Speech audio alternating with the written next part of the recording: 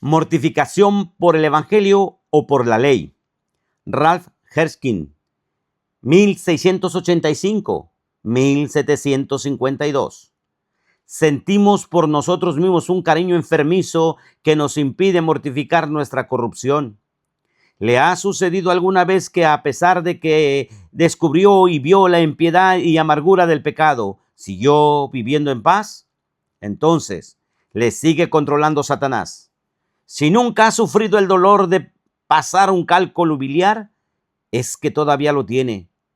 Si su corazón nunca ha sentido el dolor del pecado, quiere decir que su corazón nunca ha sido circuncidado. El poder del pecado permanece donde el Evangelio no ha efectuado una mortificación. Efectivamente, que grandes reformas han tenido lugar entre algunos, tanto que por su estilo de vida podemos pensar que son verdaderos conversos al ver su perfección y ternura. Sin embargo, son enemigos de la gracia y extraños al Evangelio y, en consecuencia, a la verdadera mortificación que no puede ser por la ley, porque es la fuerza del pecado. Pregunta: ¿Cómo puedo saber si mortifico el pecado por el Evangelio o por la ley? Primera respuesta: la mortificación por el Evangelio y la legal difieren en los principios de los cuales proceden. La mortificación por el Evangelio procede de los principios del Evangelio, o sea, A. El Espíritu de Dios. Si vivís conforme a la carne, moriréis, mas si por el Espíritu hacéis morir las obras de la carne, viviréis. Romanos 8:13. B. La fe en Cristo, purificando por la fe sus corazones. Hechos 15:9. Y C. El amor de Cristo que constriñe.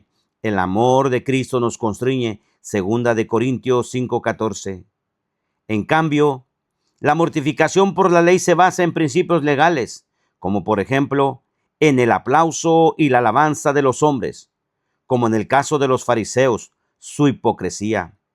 Como Pablo, antes de su conversión, por temor al infierno, por una conciencia natural, por ejemplo de otros, por algunas instigaciones naturales del espíritu y muchas veces por el poder del pecado mismo, cuando un pecado lucha contra otro. Alguien quizá no beba ni use lenguaje soez. ¿Por qué? Porque está organizando y estableciendo una justicia propia con el fin de obtener el favor de Dios. Este es solo un ejemplo de un pecado luchando contra otro. Segunda respuesta: la mortificación por el Evangelio y la que es por la ley difieren en las armas con que luchan contra el pecado. El creyente del Evangelio lucha con armas de la gracia, o sea, la sangre de Cristo, la palabra de Dios, las promesas del pacto y la virtud de la muerte de Cristo en la cruz. Pero lejos esté de mí gloriarme, sino en la cruz de nuestro Señor Jesucristo, por quien el mundo me es crucificado a mí y yo al mundo. Gálatas 6:14. En cambio, el hombre bajo la ley lucha contra el pecado con las promesas y las amenazas de la ley. Por sus promesas diciendo: obtendré vida y me ganaré el cielo si hago esto y aquello. Por sus amenazas diciendo: me iré al infierno y seré condenado si no hago esto y aquello. A veces lucha con las armas de sus propios votos y resoluciones que son su torre fuerte en la que se refugia creyéndose a salvo. Tercera respuesta: difieren en el objeto de su mortificación.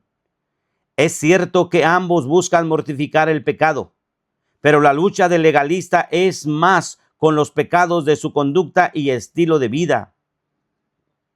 El verdadero cristiano anhela luchar como lo hacían los sirios, siguiendo las órdenes que recibían en decir: no contra lo grande ni lo pequeño, tanto como contra el rey mismo, o sea, en contra de la corrupción original. Segundo libro de Crónicas 18:30. Un cuerpo de pecado y muerte lo aflige más que cualquier otro pecado en el mundo. miserable de mí, ¿quién me librará de este cuerpo de muerte? Romanos 7:24. Su gran responsabilidad es lograr que la simiente de la mujer hiera la cabeza de la serpiente. Respuesta 4. Difieren en las razones de la lucha. El creyente, a quien la gracia enseña a rechazar toda impiedad, lucha contra el pecado porque éste deshonra a Dios, se opone a Cristo, entristece al Espíritu y causa la separación entre su Señor y él. En cambio, el legalista lucha contra el pecado porque le quita la paz, le remuerde la conciencia y lo daña haciéndolo víctima de la ira y el juicio. Se parece a los niños que no juegan en el polvo, especialmente el polvo que se levanta contra el viento. ¿Por qué? No porque le ensucia la ropa, sino porque les entra en los ojos y les hace mal. Es por esa misma razón que el legalista no se mete con el pecado. ¿Por qué? No porque ensucia y mancha las perfecciones de Dios y deshonra su alma, sino porque le hace mal. No niego que hay demasiada de esta actitud legalista aún entre los fieles. Respuesta 5. Difieren en sus motivaciones y sus propósitos. El creyente no es siervo del pecado porque tiene vida en Dios y está muerto al pecado. Romanos 6:6. El legalista renuncia al pecado no porque esté vivo, sino para vivir. El creyente mortifica el pecado porque Dios lo ama. En cambio, el legalista lo mortifica para conseguir el favor de Dios con su mortificación. Puede hacer grandes esfuerzos, pero sigue siendo para lograr su propia gloria, haciendo que el fundamento de su esperanza y tranquilidad sea Él mismo. Sexta respuesta. Difieren en la naturaleza de su mortificación. El legalista no se opone violentamente al pecado, buscando su destrucción total. Si puede aplacar el pecado, no busca echarlo fuera. En cambio, el creyente, teniendo una naturaleza y un principio contrario al pecado, busca no solo debilitarlo, sino extirparlo. Su lucha es irreconciliable. No hay términos por los que pueda adaptarlo ni aceptarlo. No se permite ninguna alianza con el pecado, como lo hacen los hipócritas. Séptima respuesta. Difieren en el alcance de la batalla. No solo objetivamente, el creyente aborreciendo cada senda falsa, sino también subjetivamente todas las faltas del alma del creyente, toda la parte regenerada de su ser está contra el pecado. No sucede lo mismo con el hipócrita y el legalista, así como perdona algún yerro u otro. Su oposición al pecado solo es cosa de su conciencia. Su luz y su conciencia se oponen a tal cosa, mientras que su corazón lo aprueba. También hay un alcance de tiempo. La oposición del legalista al pecado dura poco. En cambio, la del creyente es hasta el final. La gracia y la corrupción se siguen oponiendo siempre una a la otra. Y octava respuesta. Difieren en el éxito. No hay creyente que en su lucha contra el pecado no lo venza, ya sea en el principio o al final, aunque no siempre lo discierne. Y aunque pierda muchas batallas, gana la guerra. En cambio, el legalista, a pesar de todo su esfuerzo, nunca tiene verdadero éxito.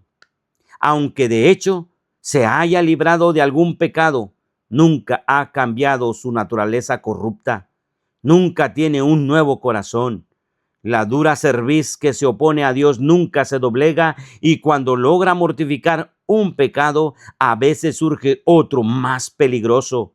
Por lo tanto, todos los pecados y las contaminaciones a las que siempre renunciaban los fariseos y todas las obras buenas que realizaban no hacían más que aumentar su orgullo y fortalecer sus prejuicios contra Cristo, lo cual constituía el pecado más grande y más peligroso.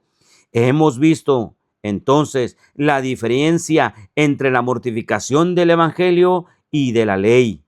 Este conocimiento nos capacita para probarnos en cuanto a nuestra realidad espiritual. Hagámoslo